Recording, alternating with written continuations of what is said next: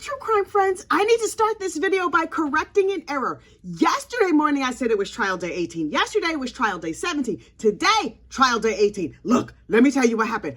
Zulema Pastenes showed up and showed out. Oh, she had all the tea that was fit to spill. If you don't know this case that well, Zulema Pastenes was married to Alex Cox, the hitman.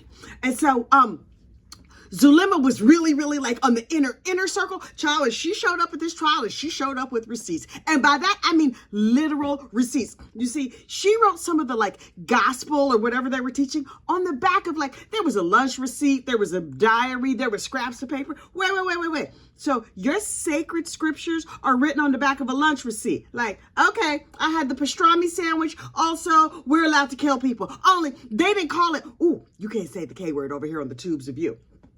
She was just like, I'm not saying that we would unfortunately unalive people. I'm saying the body would naturally pass away after we put a couple bullets in it. I don't look. But let me start from the beginning. Miss Zulema was part of the inner circle, and she was already like a regular LDS member. She was very soft-spoken, and she seemed like a very nice lady, and by her own admission, she was a little too trusting. And so she trusted Lori and Chad and whatever they said. And so she was like hanging out with some ladies over there at the church, you know, like you do. And one of her friends was like, listen, we're going to these conferences. Why don't you come with us? You're pretty, you're nice, you're kind of dim. And so we think you'll fit right in with our group. And she was like, okay, this seems like a really good idea. I'm going to go and I'm going to listen to whatever you say. Child. Anyway, so she goes and she meets Chad and she meets Lori and she starts hanging out with these people. And they're like, we're going to reveal to you some of the new information that we've learned. And she's like, that sounds really good. They're like, but first, let me give you a blessing. Because they was always blessing people. Let me bless you so that you can feel like you're all special and inside the inner circle or whatever. But here's the thing that Zulema revealed about these blessings. Number one, sometimes they took place over Zoom. Okay, so for the rest of this, the traditional LDS religion, I get the feeling that Zoom blessing is not a thing. I mean, maybe during the pandy, but like not right now. But she was just like, we did castings over Zoom. We did blessings over Zoom. You cast out the devil over Zoom?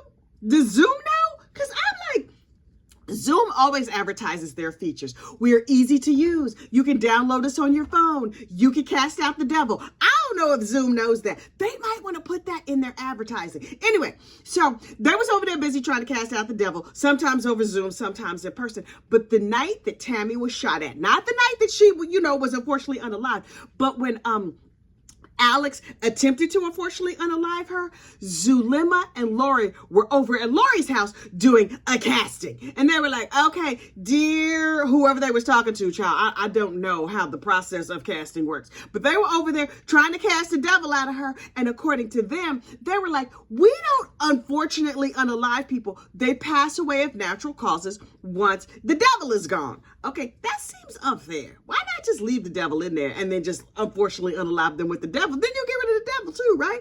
Two birds, one stone. But listen, I don't know how they receipt religion worked, so don't get me the line. Anyway, so she was like, we were over here trying to cast on Tammy, and then right after that, Lori got a phone call. She's like, hey, yeah, wait, what? You meant what? You missed? I can't believe this. And then she hung up the phone. She was real mad. And according to Zulema, she got scary mad. And Zulema was like, oh, I'm going to take all my receipts and I'm going to go home now because this is very frightening. Turns out, Zulema put it together later. Something tells me much later because Zulema, girl, dim bulb. Anyway, so, I done already talked my throat dry. You think maybe it's Satan drying out my throat because he don't want me to tell y'all what's happening in this trial? Anyway, probably just dry air though. So anyway, she was over there trying to cast out the devil. And then at the same time, Alex was shooting at Tammy Daybell and he missed. And Lori was big mad. Big mad. But later on, she was just like, Chad, I really appreciate you trying to unfortunately unalive your wife for me. That is the most romantic thing. You know what's more romantic? Flowers. You can just get her flowers. Also, you cannot be oochie coochie and the lady over there at the church because you're not supposed to, You're not supposed to do that. But anyway, Lori was super mad, scary mad that Alex missed. And she was ranting and raving and saying what an idiot he was. And he could never do anything. Lori, ma'am, how come you ain't learned to use a gun? If you feel that passionately about unfortunately unaliving somebody, child, why don't you pick up a gun and go over there and do the wet work? But no. Okay, whatever. Also, they had this philosophy gleaned from the back of a receipt that if you were good in previous lives, then in this life, you basically got a free pass. So you could go out here and do all the wrong things that you wanted to do, but it didn't count for you. Who made that up? Apparently, Lori and Chad. So Lori would do terrible things and then be like, it doesn't count for me. Like when Chad was still married, like when his wife was still alive, she's sitting on the lap of a married man in front of all of her church friends and saying like, yeah, because, I have this special dispensation from, the marshmallow over there. This doesn't count for me. She would do terrible things and say it didn't count for her. Wait. Lori, the fact that you're in prison for the rest of your life tells me I think it counted for you. Also, the burning in the hot fires of Hades. Now, I don't even believe in hell. But in her case, she gonna be in the deep, dark inner city of hell, child. I'm letting you know right now. No Wi-Fi, no endless heaven buffet, none of the good stuff. But anyway, she's like, it doesn't count for me. It doesn't count for me. And then one of the women in the circle was like, wait. The rest of us have to repent of our sins, but you don't because it doesn't count for you.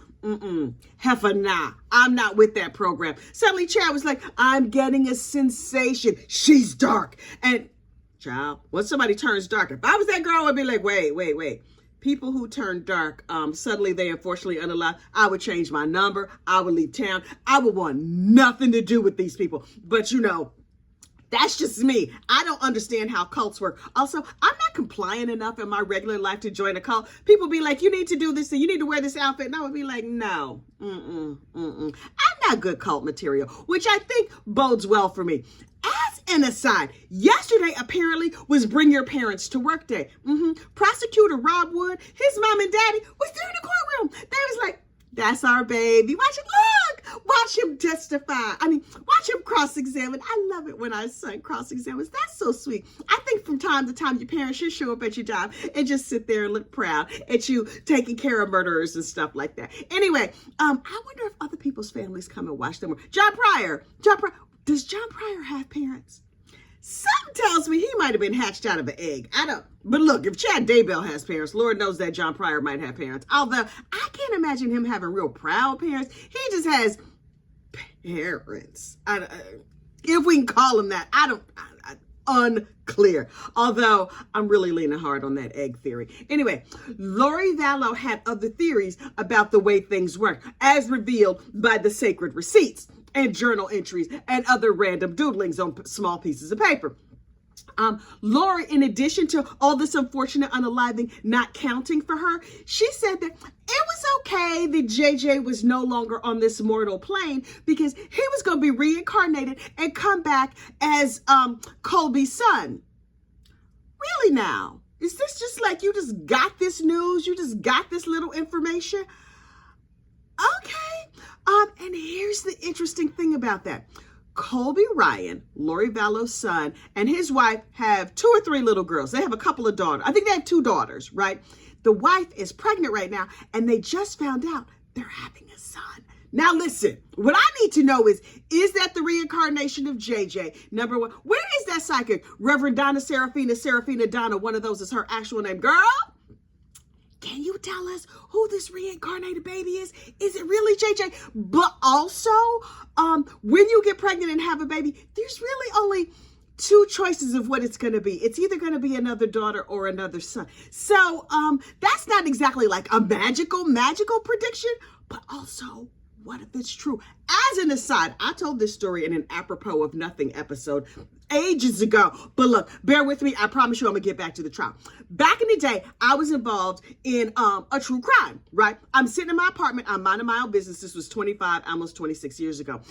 Sitting in my apartment, minding my own business. And my neighbor got into a domestic violence situation with his wife and sister-in-law, and he pulled out a pew-pew and unfortunately unalived his wife, his sister-in-law, and then his son. I think the unaliving of the son was an accident, but whatever. Anyway, every time I would see the son prior to his unfortunate unaliving, I felt felt like this real close connection to this kid. And at the time, I was like, I do not even like kids. I don't want none of them. No, thank you, please. Okay, good morning, little boy. But I felt this weird attachment to him. And then when I found out that he was unfortunately unalive, obviously, because I was a neighbor, also, I heard the unalivings. It was quite devastating. I was devastated. It really freaked me out. And then a bunch of like weird, spooky stuff started happening in my apartment. Child, that's another story for another day. Anyway, then my friend came over to comfort me because I had just heard an unfortunate unaliving. It was terrible. And that friend was so comforting that I got pregnant. And then I had my oldest son. And so later I was like, wait, did I feel connected to the little boy across the hall? And now I'm carrying him? So I have always wondered if my son Jay Boogie, I think y'all met him on a live one time. Is Jay Boogie the reincarnated spirit of Jeffrey, who used to live across the hall from me? And how is it that my son is about to turn 26? And it just occurred to me that I named my son a J name, and the kid across the hall that died also had a J name. Mere coincidence, but also I might have given birth to the reincarnation of the kid across the hall. Oh my God. Okay, anyway, back to true crime.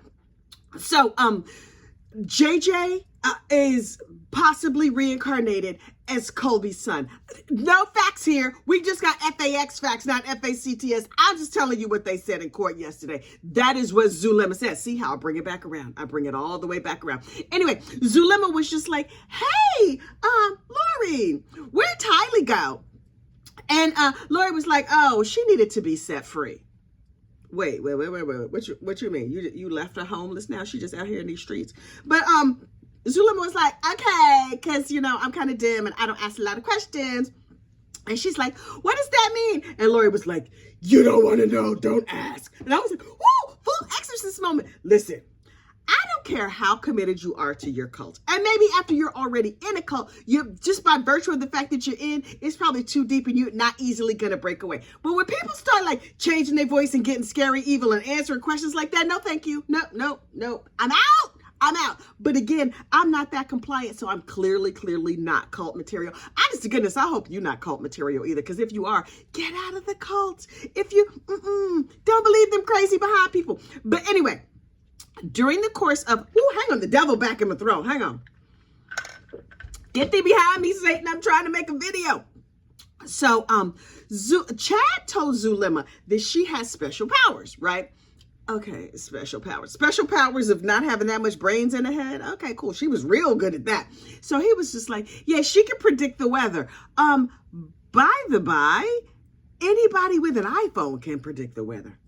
Actually, anybody with a smartphone or a Wi-Fi connection can predict the weather. So that's really not that impressive. You know how I predict the weather? Looking out the window, I'm like, oh, looks like a clear day with a hint of rain. That's not a superpower. But anyway, on cross-examination, Mr. Pryor was like, Miss Zulema, so did you have any special powers? And she was like, no. He was like, didn't Chad, wasn't it alluded to that you had special powers? And she's like, well, Chad said that I could predict the weather. I'm sorry, what? Did she legitimately believe she could predict the weather without the aid of a smart device? She was stupid. No offense. Although she's not smart enough to even be offended by me calling her stupid. Anyway, so Mr. Pryor's like, I'm a clown this heifer right now. He was just like, okay. Who told you could predict the weather? She was like, Chad and Lori told me that I could predict the weather. He was like, okay, did you practice? And she's like, I don't understand the question. He was like, well, according to my notes, it says that you were supposed to go out and practice. And she was like, yeah, I tried to practice, but it didn't really work. No kidding, ma'am, the internet. Anyway, so he tried to clown her on the whole predicting the weather thing, but I'm like, But honestly, when I heard it, I thought it was she could control the weather. Now that is an impressive power. You walk outside and you're like, I just got my hair blown out. It needs to not rain. Let me see you do that. Now that's a magic trick I could get behind. Girl, I will wait. You need to consult a receipt or something. Go and look at your receipt or your handbag or your whatever you need to look in. and then make this rain stop. Because, you know, this good outfit, I don't want to get wet. I don't want my hair to frizz up, whatever. But nah, she was just predicting the weather. Child, you sound crazy. Also, the other thing that we really need to understand is that Zulema was married to Alex Cox. Okay, they got married. Fine, that happens. People get married. Here's the thing. Chad told Alex Cox and Zulema that they were meant to be together and they should get married. So after only 3 dates, yes, 3 dates, they got married. That's crazy. And then, quiet as is kept, on their wedding night, Alex tried to unfortunately unalive Zulema. Signs your honeymoon is gone wrong is when your beloved, your newlywed spouse, the night of your wedding tries to unfortunately unalive you. Now, because she's a bit of a dim bulb, she did not realize that it was an attempted unaliving at the time. She just thought she took a very long, very deep, possibly drug-induced nap on a plastic tarp. I do not know the story that my beloved would have to tell me to get me to lay down on a plastic tarp, but I know what it, you know what it's not? Hey, baby, can you lay down on this plastic tarp? But that's basically what he said to her. He was like, it's our wedding night. Let's have a drink. Cheers. Drink all of your drink down. Make sure you drink it fast. Go right ahead. I drink mine. Did you drink yours? Bottoms up. Okay, now lay on this plastic tarp here on the bed. I'm gonna give you a massage. Yeah, lay on the tarp and take a massage. So she's like, okay. And she laid on, first of all, plastic tarps are sweaty. Not that I've laid on one, but I've walked on one, sat on one. You know, when I'm painting or something, they're sweaty. They make you hot. He was like, yeah, I'm gonna massage you. So this is gonna keep the oil off the bed. Ma'am, no. Also, if it's a large tarp, I'm gonna be offended. I'm just gonna be offended. I want you to think of me as your new bride as skinny and live and delightful. First of all, also, they ain't just have towels at the bed, at the hotel, an extra duvet, something like that. Lay on a plastic tarp. So she lays on the plastic tarp in preparation for her execution, in my opinion. And then she passes out, and she's passed out for many, many hours. And then she wakes up like all groggy and discombobulated or whatever. And she hears Alex in the bathroom, real upset, talking on the phone like, I don't know. She's still alive. She just keeps on breathing. Well, she's supposed to pass away of natural causes. And Alex, how are you going to explain the tarp in the hotel room? Was you just going to roll her up? Is she tiny? You were going to make her like a burrito? I need somebody to help me understand. It was only later that Zulema was like, it was very strange. He was acting weird towards me after the plastic tarp situation. Zulema, run, girl. She ain't have no good girlfriends. Zulema ain't have no good girlfriends. Because if this was my good girlfriend, I would be like, I'm kidnapping you for your own good. Because clearly, you're not smart enough to recognize when your new husband of only 3 days is trying to unfortunately unalive you. And turns out, Chad used to go all the time down to Mexico, and he would get drugs at the pharmacia. Now listen, down at the pharmacia, oh, you could buy anything. Apparently, you could buy like regular drugs. You could buy things to unfortunately unalive people. I would be real nervous if I was him. Can I just get like some extra strength Tylenol, something like that? You got that extra strength Pamprin, stuff like that? That's all I need. But I'm like, girl. Also, shortly before Alex's death, he went to Mexico and got some medication. He came back. He was really, really sick. And then he died of natural causes later that night. By natural causes, they mean it was natural cause he gave them pills to himself, and then he had a pulmonary embolism. Okay, also, how do you find out which medications? How do you find out which ones you need? You're like, excuse me, hi, Mr. Pharmacia guy. No, I don't speak any Spanish, because you know he ain't speak no second language. He probably barely spoke English.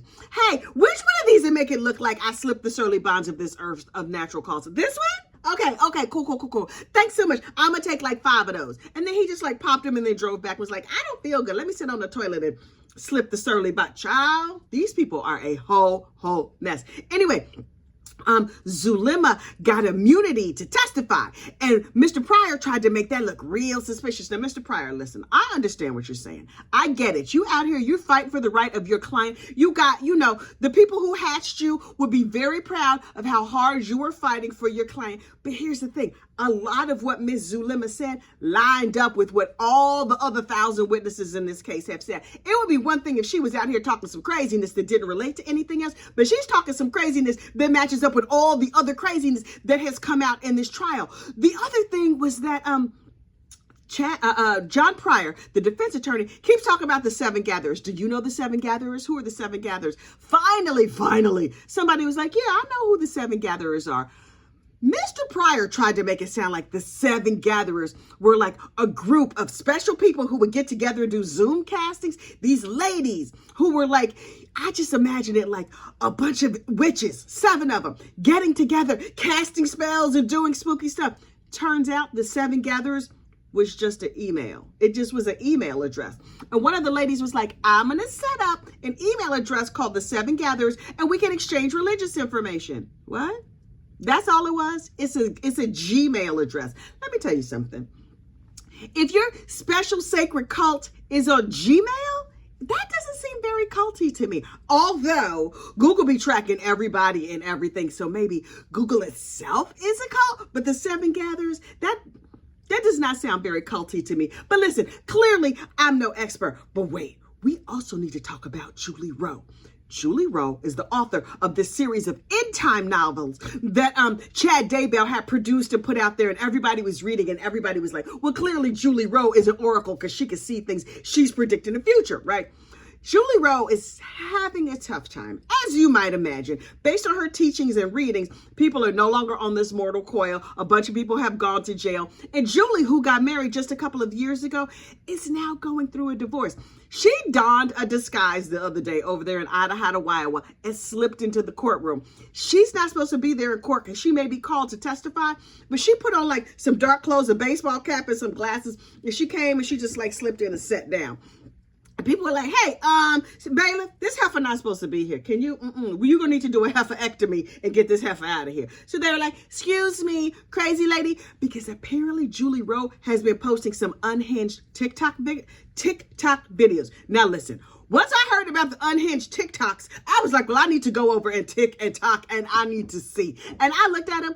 That didn't seem that unhinged to me, but all things Julie Rowe seem unhinged to me. So what do I know? Apparently her married name is Barnett. So instead of being Julie Rowe, she's Julie Barnett. Crazy lady. But she only been married for a couple of years, and that marriage has gone all the way to the left. If she can predict the future, she ain't see that coming.